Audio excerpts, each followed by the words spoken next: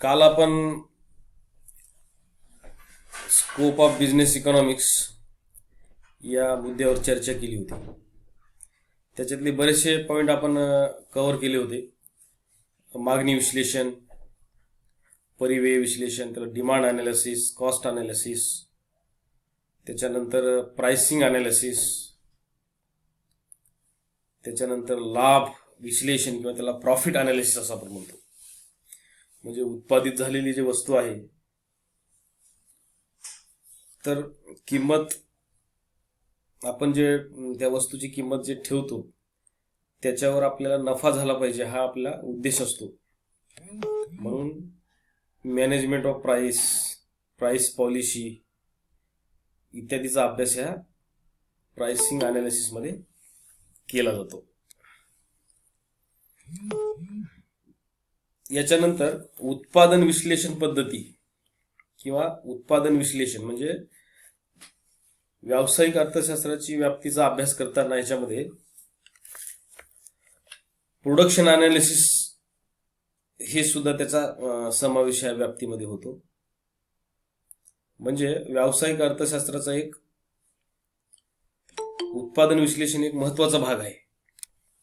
Important part of the production analysis.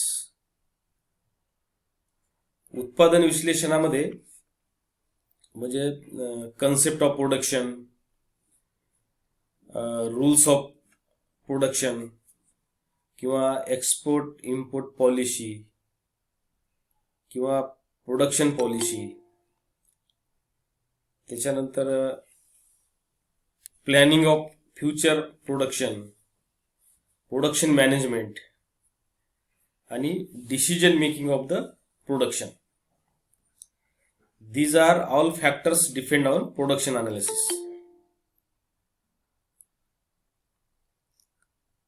आता हे उत्पादन विश्लेषण म्हणजे याचा अभ्यास करूनच व्यावसायिक अर्थशास्त्र काय ठरवते? किंमत आणि प्रॉफिट हे ठरवत असते. त्याच्या पुढचा पॉइंट आहे बघा, भांडवल अंदाजपत्रक विश्लेषण. त्याला कॅपिटल बजेटिंग अनालिसिस असं म्हणतात. आता भांडवल अंदाजपत्रक तयार करणे हे प्रत्येक व्यवस्थापकाचं काम असते. जसं आपण एखाद्या कुटुंबाचं बजेटिंग अनालिसिस असते किंवा आपल्या देशाचं पण दरवर्षी बजेट असते बघा, मार्चला फेब्रुवारीमध्ये शेवटच्या, की पुढील वर्षामध्ये आपल्याला काय नवीन गोष्टी करायच्या आहेत. म्हणजे our planning, economic planning, financing planning of the nation, that is called national budget. Our finance minister of India, our nations, every year last February day declare of the future financial policy of the our nation. तर त्याला budget असं म्हणतो आपण. म्हणजे भांडवलाचं अंदाजपत्रक तयार करण्याचं काम सुद्धा व्यावसायिक व्यवस्थापक करत असतो. म्हणजे अर्थशास्त्राच्या व्याप्तीमध्ये ह्या बजेटिंग अनालिसिसचा, कॅपिटल बजेटिंग अनालिसिसचा समावेश होतो. म्हणजे कमीत कमी गुंतवणूक करून जास्तीत जास्त नफा आपल्याला कसा मिळवता येईल. म्हणजे number of options in the market. तर एखाद्या कंपनीला झालेला नफा कोणत्या व्यवसायामध्ये आपण गुंतवायला पाहिजे याचा विचार त्याच्यामध्ये केला जातो. आता हे जे कंपनी असतात, कॉर्पोरेट कंपनीज किंवा फॅक्टरीज, इंडस्ट्रीज, तर हे त्यांच्या उत्पादनावर अवलंबून नसतात. तर झालेला जो नफा असतो त्यांना, आता एखाद्या कंपनीला समजा 100 कोटीचं प्रॉफिट जर झालं असेल तर ते 100 कोटीचं प्रॉफिट, ते म्हणजे समजा नेट प्रॉफिट, तर ते 100 कोटी रुपये ते काय करतील, 25 कोटी त्यांच्या डेव्हलपमेंटसाठी वापरतील, 25 कोटी वेगवेगळा रिझर्व्ह फंड म्हणून वापरतील. परंतु उरलेले जे 50 कोटी आहे ते तसेच त्यांच्या करंट अकाउंटवर ठेवत नाहीत. कारण करंट अकाउंट ठेवलेच त्यांना हवा तसा त्या पैशाचं व्याज किंवा त्याला इंटरेस्ट मिळणार नाही किंवा तो लॉस होऊ शकतो. म्हणून कंपनीज काय करतात माहिती आहे काय, every company has finance expert to investment. म्हणजे प्रत्येक कंपनी काय करतात, असे एक्सपर्ट लोक ठेवत असतात. अर्थतज्ञ किंवा इकॉनॉमिस्ट हे प्रत्येक कंपनीकडे असतात. मग झालेल्या नफ्याचे जे गुंतवणूक आहे वेगवेगळ्या कंपनीमध्ये ते करत असतात. म्हणजे ज्या कंपनीचे शेअर्स एखादी कंपनी घेते आणि त्याच्यापासून नफा कमावणे किंवा त्या शेअर्सवर लाभांश कमवणे, गुंतवणूक करणे, हे वेगवेगळे प्रकार त्याच्यामध्ये चालू असतात. म्हणून हे भांडवल अंदाजपत्रकामध्ये त्याचं विश्लेषण केलं जाते की म्हणजे नफा कसा असतो, त्याची इन्व्हेस्टमेंट कुठं करायला पाहिजे, किंवा बाजारपेठेमध्ये जास्त ऑप्शन्स रिटर्न देणारे कोणते आहेत. म्हणजे यात भांडवलाचं मागणी पुरवठा असेल किंवा कॅपिटल इन्व्हेस्टमेंट असेल किंवा कॅपिटल एक्सपेंडिचर असेल किंवा त्याचं कंट्रोलिंग असेल किंवा कॅपिटल मॅनेजमेंट असेल किंवा ह्या भांडवलाचे वेगवेगळ्या ठिकाणी कसं इन्व्हेस्टमेंट करायचं याचं सुद्धा विश्लेषण ह्या व्यावसायिक अर्थशास्त्राच्या ह्या भांडवल अंदाजाबाबत म्हणजे याच्यामध्ये केलं जातं. म्हणजे ते व्यावसायिक अर्थशास्त्राच्या कार्यामध्ये येते. त्याच्यानंतर financial analysis. This is important point of the scope of business economics. Financial analysis त्याला वित्तीय विश्लेषण असं म्हणतो आपण. फायनान्शियल मॅनेजमेंट हे वेगळ्या प्रकारचं मॅनेजमेंट असते. तुम्हाला एक पॉइंट असं सांगतो मी बघा की मॅनेजमेंट किंवा त्याला व्यवस्थापन असं म्हणतो आपण. तर व्यवस्थापन हे फक्त एखाद्या कंपनीमध्ये फॅक्टरीमध्येच व्यवस्थापन असते किंवा मॅनेजमेंट हे शब्द आपण ऐकल्याबरोबर आपल्याला काय वाटते की हे काहीतरी कंपनी बिझनेस सी रिलेटेड आहे असं वाटते आपल्याला, पण तसं नाही आहे ते. तर प्रत्येक फील्डमध्ये मॅनेजमेंटचा वापर केला जातो. Everywhere use of management in the education society, hospital असेल, ऑफिस असेल, वेगवेगळ्या प्रकारचे मॅनेजमेंट असतात. आता मॅनेजमेंट म्हणजे काय असते माहिती आहे का? मॅनेजमेंटमध्ये तुम्हाला जे काही समजा एखाद्या संस्थेला, व्यक्तीला, कोणालाही जे काही काम करत असतील तर त्याचं before planning that is called management. म्हणजे शेतकरी सुद्धा मॅनेजमेंटचा वापर करतात बघा. कसे करतात? आता समजा पावसाळा जूनमध्ये चालू होते भारतामध्ये जवळपास, तर शेतकरी काय करतात माहिती आहे का? उन्हाळ्यामध्ये एप्रिल मे मध्येच काय करतात? शेतीची मशागत करतात. That is called management. म्हणजे असं करत नाहीत ते की पावसाळा आला म्हणजे आता मशागत, नांगरणी चालू किंवा वेगवेगळं चालू, असं नाही करत.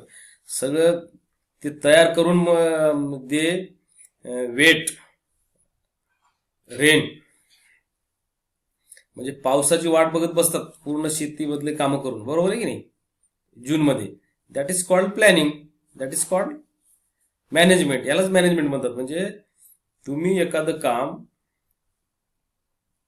म्हणजे त्या कामाची प्री प्लॅनिंग करणं म्हणजे मॅनेजमेंट. तर असं मॅनेजमेंट हे फक्त व्यवसाय उद्योग करतात असं नाही. आता हे वेगवेगळे मॅनेजमेंट असतात. फायनान्शियल मॅनेजमेंट असते, मार्केटिंग मॅनेजमेंट असते, ह्युमन रिसोर्स मॅनेजमेंट असते, त्याच्यानंतर प्रोडक्शन मॅनेजमेंट असते, ऑफिस मॅनेजमेंट असते, हॉस्पिटल मॅनेजमेंट आहे, हॉटेल मॅनेजमेंट आहे. हे वेगवेगळे प्रकारचे कोर्सेस असतात की त्याच्यामध्ये मॅनेजमेंटचा अभ्यास केला जातो. म्हणून व्यावसायिक जो व्यवस्थापक असतो, बिझनेस एखाद्या व्यवसायाचं व्यवस्थापन करणारी जी व्यक्ती असते ती काय करते माहिती का? फायनान्शियल अनालिसिस करते. म्हणजे financial analysis is include in the business economics. म्हणजे कोणत्याही व्यवसायाच्या निर्णय प्रक्रियेमध्ये वित्तीय विश्लेषणाचा फार महत्वाचा हिस्सा असतो. आता फायनान्शियल प्लॅनिंग कशी असते? लॉंग टर्म असते आणि शॉर्ट टर्म असते. आणि ह्या दोन्ही टर्ममध्ये गुंतवणूक केली जाते, भांडवली गुंतवणूक केली जाते आणि त्याची वेगवेगळी तरतूद केली जाते. म्हणजे आपल्याला वर्षभरामध्ये रॉ मटेरियलसाठी किती भांडवल लागणार आहे, किती फायनान्शियल प्लॅनिंग लागणार आहे, किंवा लेबरच्या म्हणजे वेजेस किंवा मजुरी देण्यासाठी किंवा स्टाफची सॅलरी देण्यासाठी किती पैसे लागणार आहेत आपल्याला. तर ही सर्व प्लॅनिंग ही ह्या फायनान्शियल प्लॅनिंगमध्ये किंवा फायनान्शियल ह्याच्यामध्ये केली जाते. म्हणून वित्तीय विश्लेषणामध्ये फायनान्शियल पॉलिसी किंवा फायनान्शियल प्लॅनिंग, फायनान्शियल मॅनेजमेंट किंवा फायनान्शियल डिसिजन मेकिंग याचा अभ्यास केला जातो. त्याचबरोबर सरकारचं आर्थिक धोरण, next point, government economic policy, म्हणजे सरकारच्या आर्थिक धोरणाचा म्हणजे some impact of the government policy on the business, some favourable impact on the business, some unfavourable किंवा बॅड आणि गुड इम्पॅक्ट होत असतो शासनाच्या पॉलिसीचा आपल्या व्यवसायावर. शासनाने समजा टॅक्स वाढवले तर आपला नफा कमी होतो, आणि तेच जर सरकारने समजा काही सवलती दिल्या असतील, वीज बिल माफ केलं असेल किंवा त्याचे इलेक्ट्रिसिटीचे बिलाचे रेट कमी केलेले असतील किंवा वॉटरचे चार्ज कमी केले असतील तर आपल्या व्यवसायाचा आपल्याला फायदा पण होतो. म्हणजे सरकार जे काही निर्णय घेत असते त्याचा चांगला आणि वाईट परिणाम आपल्या व्यवसायावर होत असतो. म्हणून व्यवसायाच्या दृष्टीने सरकारच्या धोरणाचा अभ्यास हे गव्हर्नमेंट, म्हणजे आपला व्यवसाय किंवा व्यावसायिक काय करत असतात, गव्हर्नमेंटच्या पॉलिसीशी मिळतं जुळतं घेतात आणि त्या पॉलिसीचा अभ्यास करून आपल्या बिझनेसची पॉलिसी ठरवतात, जेणेकरून की आपल्याला शासनाच्या जे रूल्स रेग्युलेशन आहेत किंवा सेवा सुविधा असतील, फॅसिलिटीज असतील त्याचा फायदा झाला पाहिजे. म्हणून यामध्ये जे पब्लिक एक्सपेंडिचर असते किंवा पब्लिक फायनान्स असते, उद्योग असते किंवा एखादा नवीन आपल्याला उद्योग काढायचा असेल त्याच्या लायसन्सच्या संदर्भामध्ये काही अटी कंडिशन असतील तर त्याच्यामध्ये काही म्हणजे काही शिथिलता आली का, म्हणजे ती लिबरल पॉलिसी झाली का, ह्या सर्व धोरणाचा समावेश हे गव्हर्नमेंटच्या इकॉनॉमिक पॉलिसीमध्ये होतो आणि त्याचा परिणाम हा चांगला वाईट आपल्या उद्योगावर होत असतो. आता याच्यामध्ये विशेषतः किंमत म्हणजे प्राइस कंट्रोल पॉलिसी सुद्धा गव्हर्नमेंटची असते बघा. म्हणजे गव्हर्नमेंटने जर समजा आता पेट्रोल डिझेलचे भाव आहेत रोजच्या रोज ठरत असतात, आता 90 रुपयापर्यंत गेलेले पेट्रोल, तर त्या मूळ पेट्रोलची किंमत ही फार कमी आहे, 30-35 रुपये, 25 रुपयेच असेल. वेगवेगळ्या प्रकारचे त्याच्यावर टॅक्स लागून ती 90 रुपयापर्यंत गेलेली ती किंमत पेट्रोलची. म्हणजे हे काय झालं, गव्हर्नमेंटची पॉलिसी असते ही, म्हणजे टॅक्स हाईक करणं किंवा डिक्रीज करणं, इन्क्रीज करणं हे गव्हर्नमेंटच्या हातामध्ये असते. म्हणून गव्हर्नमेंटच्या पॉलिसीचा परिणाम प्रत्येक फॅक्टरीवर, इंडस्ट्रीवर, व्यवसायावर होत असतो. म्हणजे गव्हर्नमेंट काय करत असते, म्हणजे एक मध्यम मार्गाचा वापर करत असते की म्हणजे जेणेकरून महागाई वाढली तर त्याचा परिणाम कॉमन मॅनवर होतो. ते पण म्हणजे त्यांना पण ते भुर्दंड किंवा त्यांना जास्त पैसे मोजावे लागतात वस्तू खरेदी करण्यासाठी. त्याचबरोबर समजा जास्तच आपण सवलती दिल्या उद्योगधंद्याला तर मग गव्हर्नमेंटला टॅक्स हा कमी मिळत असतो, म्हणून तसंही नाही करता येत. आता पाठीमागं कांद्याचे जे कांदे असतात त्याचे भाव खूप वाढले होते बघा, 70, 80, 90, 100 रुपयेपर्यंत, जे की कांदा आपण मागं 6 महिन्यापूर्वी 10 रुपये किलो बाजारामध्ये घेतलेला असतो आणि त्या 1 किलो कांद्यासाठी आपण 100 रुपये देत असतो वेगवेगळ्या ठिकाणी किंवा हे करत असतो. तर मग त्या ठिकाणी काय होते माहितीये का की गव्हर्नमेंट काय केलं माहिती आहे का, आता ते एक्सपोर्ट बंद केलेलं आहे. म्हणजे बरेच भारतातून म्हणजे शेतकरी कांदा काय करत होते, एक्सपोर्ट करत होते, निर्यात करत होते.